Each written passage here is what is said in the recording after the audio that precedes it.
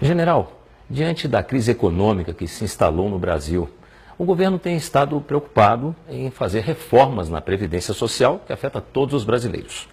Afinal, os militares das Forças Armadas possuem previdência? Não, os militares não fazem parte de nenhum regime previdenciário. O militar, ele contribui para a pensão militar até o momento da sua morte. Em média, nós contribuímos durante 62 anos para a pensão militar. Nós, militares, sofremos uma série de restrições de direitos sociais e trabalhistas.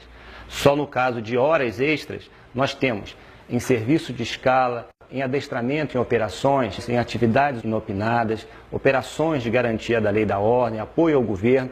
Em média, isso dá cerca de 15 anos a mais no nosso tempo de serviço. Ou seja, aqueles nossos 30 anos de efetivo serviço correspondem, na prática, a 45 anos de um trabalhador ou um servidor civil. Tudo isso sem que haja qualquer acréscimo na nossa remuneração. O militar, ele não se aposenta, ele passa para a inatividade ingressando na reserva e permanece vinculado à profissão, sujeito ao Código Penal Militar e aos nossos regulamentos disciplinares. General, então, diante desse contexto, a utilização do termo privilégios deve ser totalmente inadequada, né?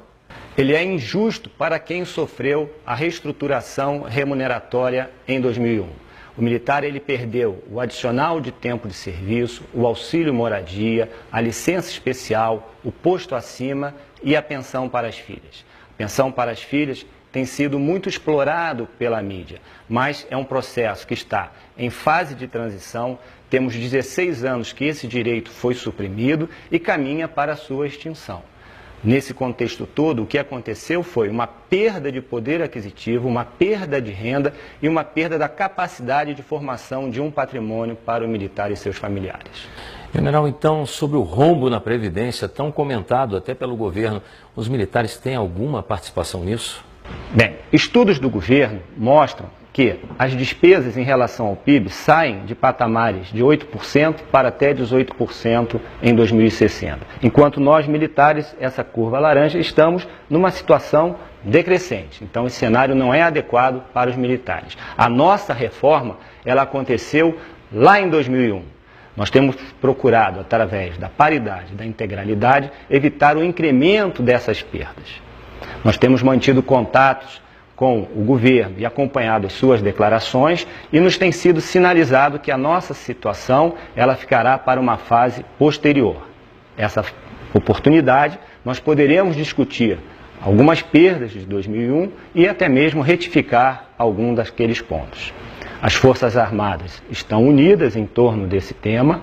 Nós temos um grupo de trabalho estudando diversas situações com o objetivo maior de garantir a proteção social ao militar e a seus familiares.